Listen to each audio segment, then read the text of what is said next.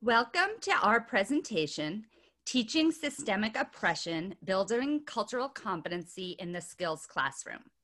My name is Elizabeth Bloom, and I am a teaching professor at Northeastern University School of Law, and I want to introduce my colleague.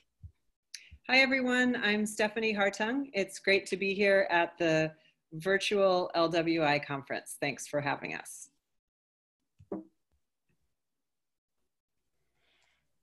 Building cultural competency is essential for us to take on as legal educators, since our primary job is to prepare our students to practice law in an increasingly multicultural society.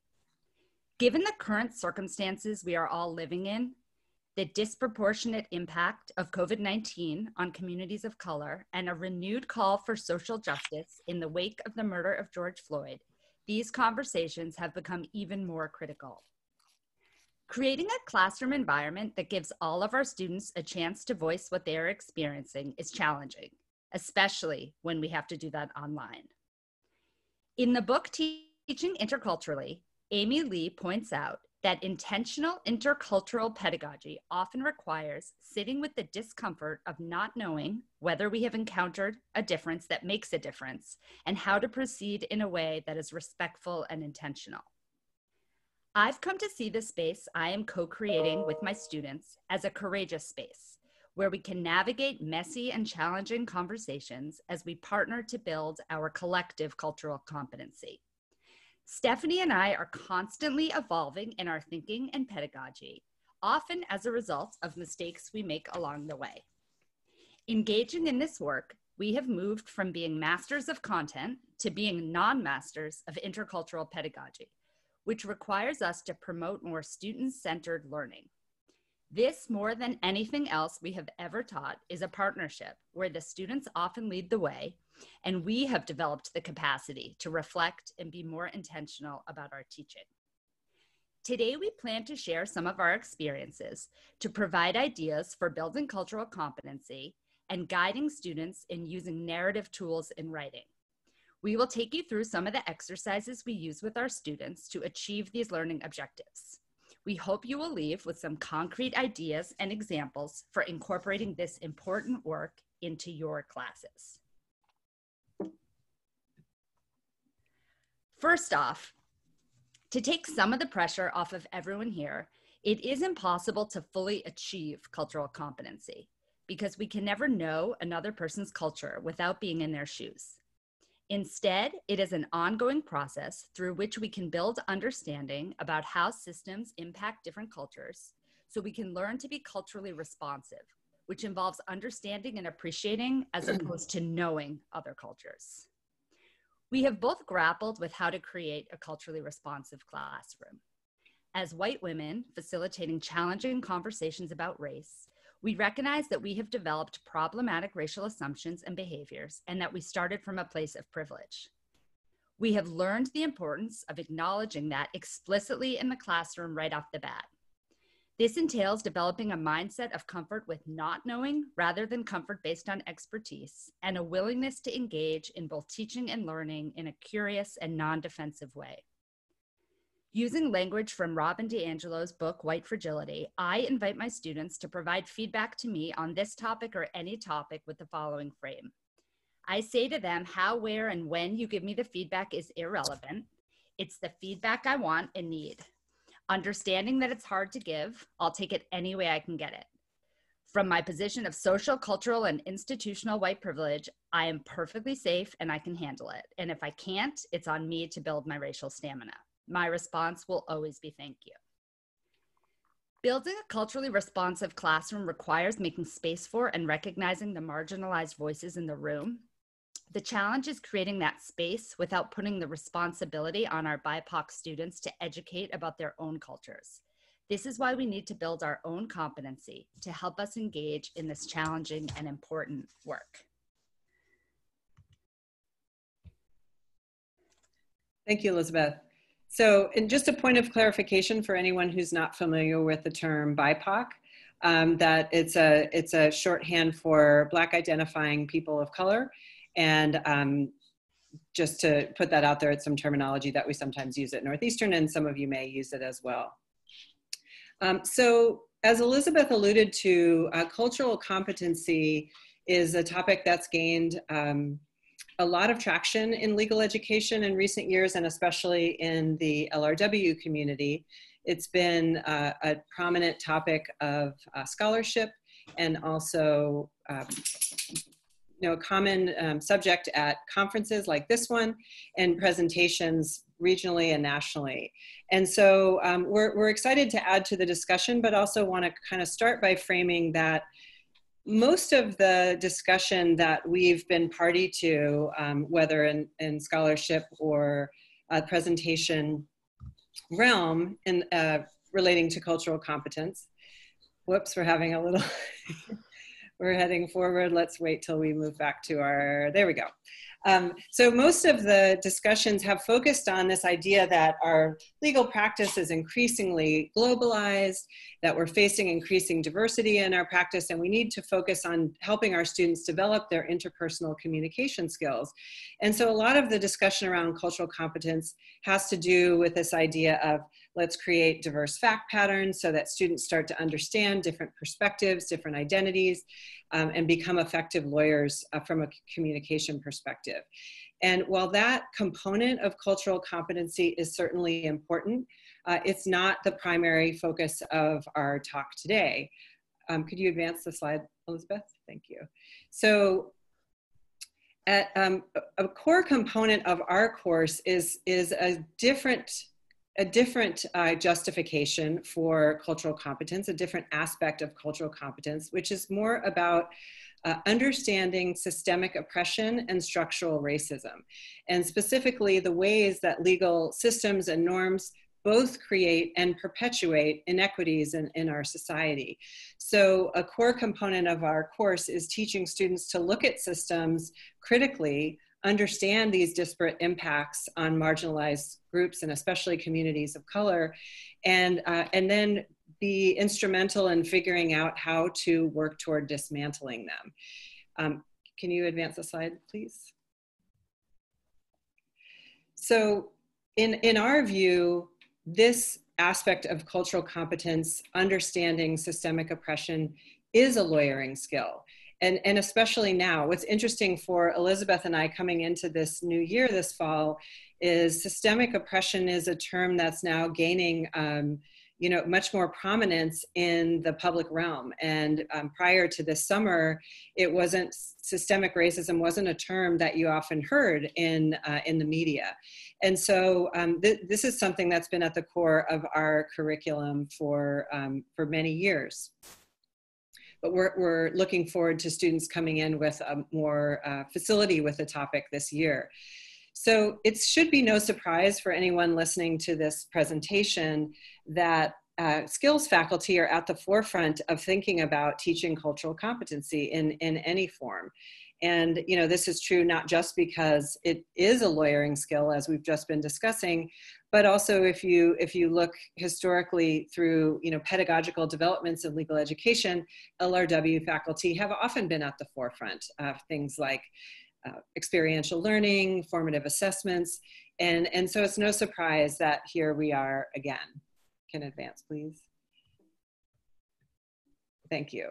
And I'll take a moment too, just in the interest of full disclosure, to tell you that Elizabeth and I teach in a program called Legal Skills in Social Context, or LSSC, which is unique in several ways. First of all, we're at a law school whose mission, it really kind of lies at the intersection of social justice lawyering and experiential learning. And our program, LSSC, kind of elevates those two principles and integrates them. So our course is one part traditional lawyering skills class and one part social justice research project. So our students have the opportunity to partner with nonprofit legal organizations to help advance their interests and policy and advocacy around helping marginalized communities and helping change law. So additionally, what's unique about our program and our school is that we have a learning outcome that is specific to this goal of understanding law in social context. Usually in the presentation, this was where I would say, raise your hand if you have a similar learning outcome at your school. But of course, we can't do that in this environment. But historically, when we've had these conversations, it's a very small number. I think schools are slowly starting to move in this direction. I suspect we'll see more of it actually now in light of recent events. But we can tell students, just like we're analyzing and assessing their ability to research and write cogently and analyze, that we're also assessing them on their ability to understand systemic inequities and understand law in its social context. So just a quick word before we move on to describing some of the particular ideas, teaching ideas that we want to share with you, just to give you an idea of some of the projects that we work with. And I give you the background on our program just so that you understand that we recognize in doing this presentation that our curriculum is very much focused on legal systems, dismantling legal systems, social justice context for everything lawyers do. And we recognize that a lot of you teaching traditional lawyering classes might not have the luxury to devote as much time to these topics as you would like. And so we've tried to develop or share exercises with you today that can be scalable. And so you could scale them back, you could use less class time, you could connect them to writing assignments that you're doing. And we hope you'll find them useful in that regard. But just very quickly, to give you an example of the types of projects students work on, most of my projects historically have focused on various aspects of criminal justice reform and wrongful convictions in particular. My class for many years has partnered with the New England Innocence Project, which is a nonprofit legal organization focusing on both policy reform in the criminal justice system and individual casework. So my students have worked on everything from assessing actual cases and claims of factual innocence, helping prepare cases for post-conviction litigation, and policy projects that relate from everything to police misconduct, collection and maintenance of forensic evidence for use in exonerations. Last year, my students prepared a post-conviction litigation guide to help pro bono counsel navigate some of the difficult complexities of post-conviction procedure. So those are just a few examples. I'm going to turn it over to Elizabeth to speak about hers. Each of us on the faculty, focus on different areas of law and different organizations. Thank you, Stephanie. So my projects are in the area of educational justice and children's rights. In this particular example, my students provided social justice-based feedback on a student loan bill of rights that's been working its way through the Massachusetts legislature. The amendments suggested by the students made it into the version of the bill that passed the Massachusetts Senate, and some of my now former students have remained involved advocating for the passage of the bill. The students also created a Know Your Rights guide for student borrowers. Some of my other projects have ranged from, I had a group of students working with Southern Legal Counsel in Florida, looking at post-Parkland design and implementation of threat assessments to help ensure that the rights of marginalized students would be protected. And then I had a group last year in working within the Massachusetts structure to analyze complaints filed and letters of finding issued by the Department of Elementary and Secondary Education, with a specific focus on improper school discipline, denial of special education services, and bullying and harassment. And that ultimately resulted in them creating some template complaints for advocates to use in navigating that complaint process with the Department of Elementary and Secondary Education. So moving on, before we dive into the substantive work required of our social justice projects, the students need to develop a foundation in what lawyering for social justice entails, and they come to NUSL with differing levels of experience. So we are going to provide examples of 3 different exercises we use. One is a group activity to make sure that our students are familiar with important social justice vocabulary building blocks. The second is a self-reflection to have students develop a self-awareness and understanding of their own cultures. And the third is an in-class activity on creating narratives. So in our definitions exercise, we put social justice terms up on paper around the room. Cultural competence and white privilege are the examples you see on the slide here. Others are implicit bias, structural racism, intersectionality, and often vocabulary words that are specific to the types of projects we're engaging in. The students walk around the room in small groups, and they work together to define and build on each other's definitions for these terms. They move from definition to definition and are told that they can add on to definitions, but they cannot cross out what anybody else writes. After we've done that, we conduct a debrief. The students discuss their reaction to the exercise. We talk about the definitions and how they were built and their overall takeaways. Looking at the definitions they come up with, you can see how it creates important dialogue. For example, for cultural competence, one student wrote, "Everyone's norms are valid," and then someone else wrote, "What about violent colonial norms?" This led to an important conversation between those two groups and ultimately the whole class about intent and impact, with a recognition that we all need to build cultural humility to focus on honoring each other's beliefs, customs, and values. What emerges is the collective power of a group and how crucial it is to listen to each other and our clients. Two takeaways are the importance of building a common vocabulary. The students come to see that there are no fixed definitions for these terms. They're constantly evolving, and we see the richness with which people approach the definitions while creating space for ideas and for people to feel heard. And then we discuss how important it is to keep these varied perspectives and experiences of our students and our clients in mind as we approach the team-based learning of our project. We also drive home the importance of intersectionality, which is another term that the students defined here. A person can simultaneously experience privilege and oppression, and we have them watch Kimberly Crenshaw's TED Talk on intersectionality as well to reinforce this point.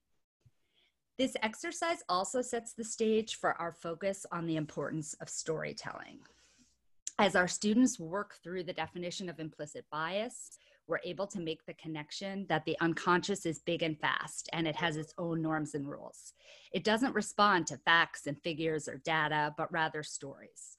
Just as the power dynamics affect which stories are valued and excluded, crafting a powerful story or a narrative that offers inclusion, equity, and justice for all is a way to begin the process of creating meaningful change. Another way that we reinforce these ideas is through readings we assign the students to complete through the lens of their own identities. They then complete a self-reflection exercise to help them prepare for the project work. Students reflect on their own personal identities, such as hobbies, interests, experiences, and personal choices, and their social identities, race, ethnicity, socioeconomic status, and gender. And they start to see how for marginalized students, the social identities tend to have defined them more profoundly. They then write a reflective essay exploring how their identities have influenced how they approach the readings and the project.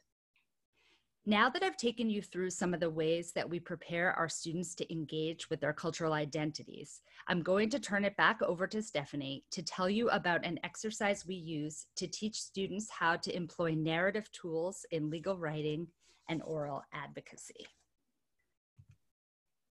Thank you.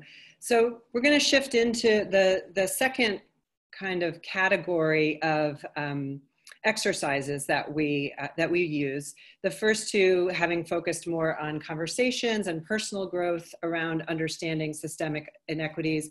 And now the second focuses, I think, maybe more directly or with a clearer connection back to defined lawyering skills, or some of the harder lawyering skills that we think about, and in particular, advocacy. and persuasion. And so what Elizabeth and I have both used in our class is we've shown a short video clip featuring a conceptual artist by the name of Alexandra Bell, who's an extraordinarily talented woman. She's a Black lesbian woman in New York City who does public art. One of her projects focused on media manipulation in a series called Rewriting Racist Headlines. So if you're watching this online, I'd suggest that you just use the link here to take 5 or 10 minutes to watch the video. Normally we would show it now. And you can, if you're using this as an in-class exercise, you can watch together in class. It's very powerful. And it leads to some really rich discussion in the classroom about the power of narrative and who's holding the power in the storytelling and how they are capable of using words, even in very subtle ways, and images in the context of a newspaper to emphasize or de-emphasize certain perspectives. So one of the things that's nice about this exercise is that it's this example is it's a non-legal context, so it can be interesting and refreshing for students to see how persuasion is used outside the legal context. So after the students watch it, again, either inside or outside of class, then you can facilitate a discussion about the ways in which the media, even a ostensibly neutral, professional, well-respected media institution, news institution like the New York Times can perpetuate biases and present biases in their reporting. Can you advance, Elizabeth? Thank you.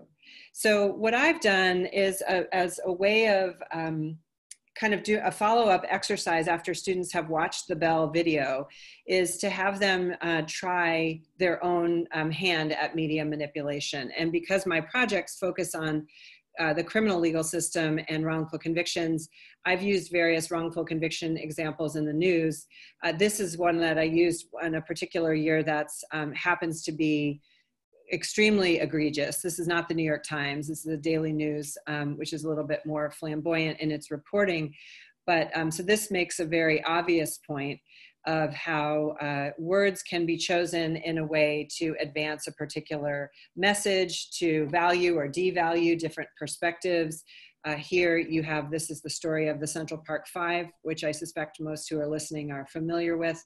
5 young Black and Latino boys, really teenagers in New York City, who were wrongly convicted of a brutal rape of a woman running in Central Park, and who incidentally were later exonerated by DNA after serving nearly 10 years in prison, most of them.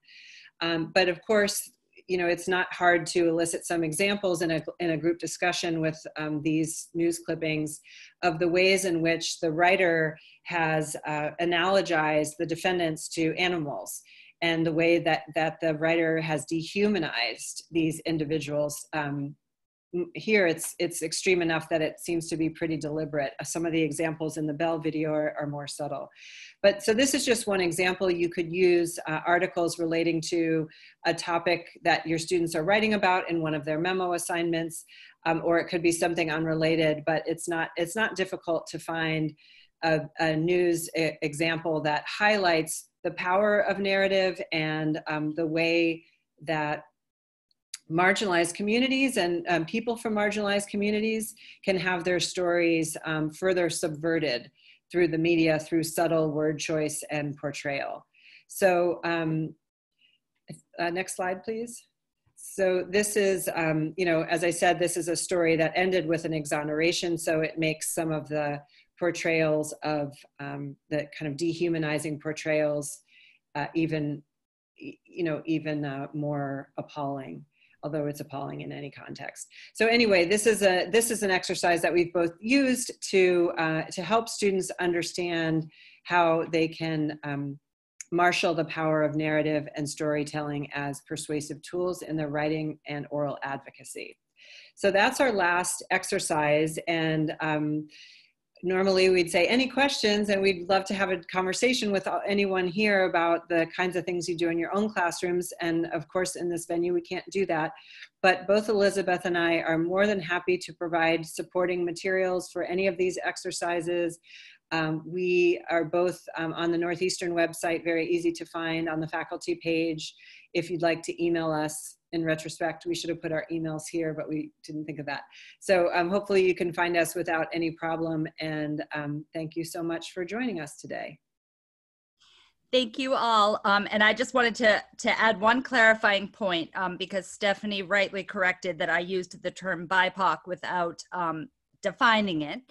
And I believe that the definition of BIPOC is Black, Indigenous, and people of color. So it's a term that's used to cover sort of all of those categories.